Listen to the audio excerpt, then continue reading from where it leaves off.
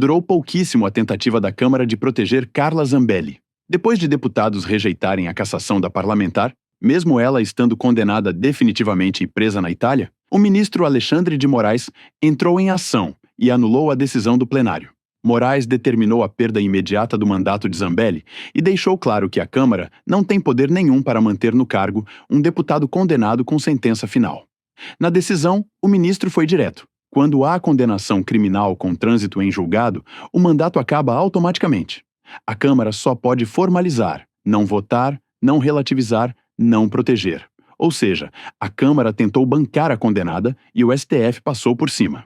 Moraes também deu prazo de 48 horas para que o presidente da Câmara, Hugo Motta, dê posse ao suplente. Sem negociação, sem conversa.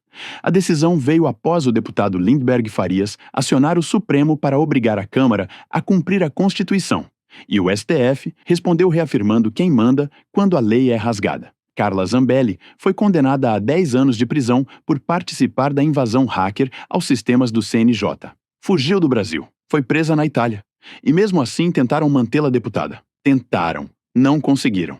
Agora, a derrota da Câmara virou pública, oficial e judicial. A notícia chegou por volta das 7 horas da noite na programação da CNN Brasil e atingiu em cheio uma das decisões tomadas há menos de 24 horas pela Câmara dos Deputados. O ministro Alexandre de Moraes, do Supremo Tribunal Federal, anulou a decisão da Câmara, que manteve o mandato da deputada Carla Zambelli.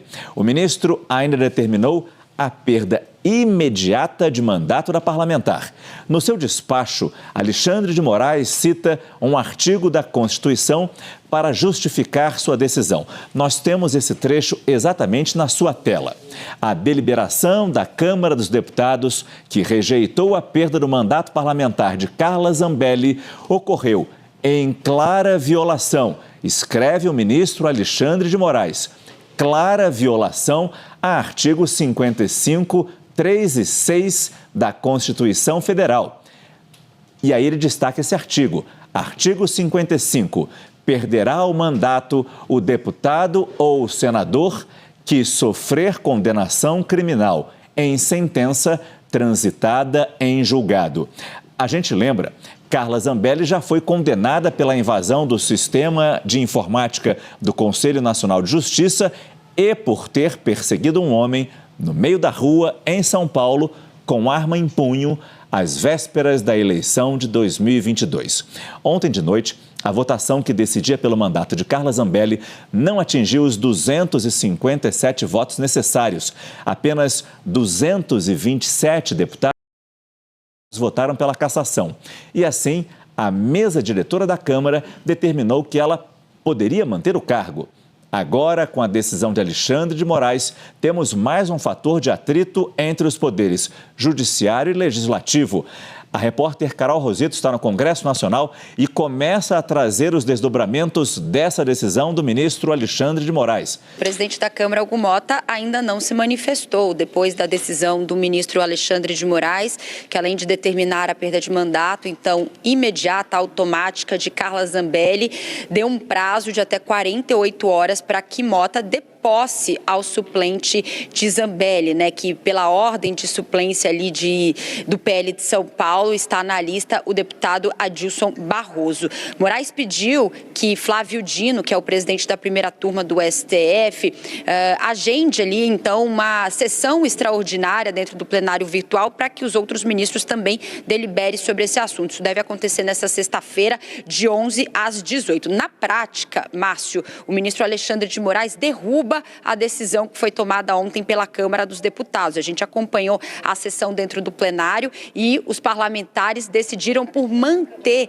o mandato da parlamentar, que, como você lembrou, foi condenada pelo Supremo Tribunal Federal por 2 tipos de processos diferentes, né? Primeiro em relação à invasão do sistema do CNJ e também por ameaçar um homem. Ela estava armada nas ruas de São Paulo na véspera das eleições de 2022. O plenário da da Câmara decidiu manter o mandato dela, porque não conseguiu ali votos suficientes para cassar, né? Foi um placar de 227 a 177 a favor, então, da não derrubada. O Centrão foi bastante responsável. A gente viu ontem todas as articulações dessas votações que aconteceram dentro do plenário para conseguir reverter esse placar, porque ontem, Márcio, não foi apenas o caso de Zambelli que foi discutido dentro do plenário. A gente viu também o processo envolvendo Glauber Braga, o deputado do PSOL, que foi acusado de agredir um homem dentro do Congresso Nacional também ainda em 2024. Teve uma representação que tramitou durante todo o ano de 2024 até este ano aqui dentro da Câmara, passando por Conselho de Ética, Comissão de Constituição e Justiça, até chegar ao plenário do Senado, da Câmara, já era dado como certo a cassação dele, mas ao longo da noite uma reviravolta nas articulações e nas negociações dentro do plenário, conseguindo manter a suspensão, o que foi considerado ali pela base governista, principalmente pelo PSOL, uma vitória, de certa forma, a articulação que foi feita, porque não cassou e sim suspendeu por 6 meses esse mandato. A oposição também tinha comemorado até então a decisão tomada ali em relação a Carla Zambelli. Hoje a gente já acompanhou algumas manifestações nas redes sociais, fazendo críticas a Alexandre de Moraes, principalmente chamando o ministro do STF de ditador, né? Enquanto governistas comemoram. Vamos lembrar que, inclusive, Lindbergh Farias já tinha entrado com mandato de segurança para que isso acontecesse. Portanto, a gente segue acompanhando, Márcio, agora as repercussões e qual vai ser a repercussão, o que o presidente da Câmara, Hugo Mota, vai dizer também sobre isso. Volto com você. E a reação veio rápida. E veio no nível que todo mundo já conhece. Após a decisão de Alexandre de Moraes, que enterrou de vez o mandato de Carla Zambelli, o líder do PL na Câmara, Sóstenes Cavalcante, resolveu partir para o ataque pessoal. Em nota divulgada nas redes sociais, Sóstenes chamou o ministro do STF de ditador psicopata e disse que Moraes estaria mandando nos 3 poderes. Segundo ele, ao anular a decisão da Câmara, o Supremo teria praticado um abuso absoluto de poder e derrubado o voto popular. O problema é que a fala ignora um detalhe básico. Zambelli está condenada em definitivo, com sentença transitada em julgado, presa fora do país após fugir do Brasil. Não é opinião, não é narrativa, é a Constituição. Mesmo assim, Sóstenes afirmou que o PL vai resistir no plenário, acusou o STF de usurpação institucional e terminou dizendo: somos todos Carla Zambelli. Ou seja, em vez de defender a Constituição, em vez de explicar por que tentaram manter uma deputada presa e condenada, o líder do partido preferiu atacar o juiz que aplicou a lei. A decisão do STF está tomada, o mandato acabou. E o que sobra agora é isso: grito, ataque pessoal e discurso de vitimização. Enquanto a justiça cumpre a lei, o PL responde com nota de revolta. O óbvio aconteceu. Carla Zambelli cassada. Ontem tentaram salvar o mandato dela numa decisão esdrúxula, absurda, afrontando o STF, e agora a Câmara é humilhada e passa uma vergonha. E olha que naquela sessão foi dito que o PT não conhecia a Constituição.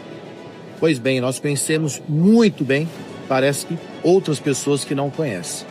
Né? Basta ver o artigo 55, que lá diz que no caso de uma decisão transitada e julgada que deu efeito cassação dos direitos políticos, que é o caso da Carla Zambelli, a perda do mandato é automática. Basta a Câmara declarar. Não nos cabe julgar mais a Carla Zambelli, ela já foi condenada.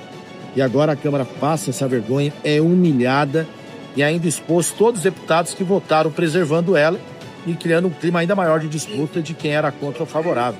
Lei e a Constituição têm que ser cumpridas. Não queiram passar por cima e passar vergonha como estão passando. Carla Zambelli fora do mandato e lembrando que Glauber fica.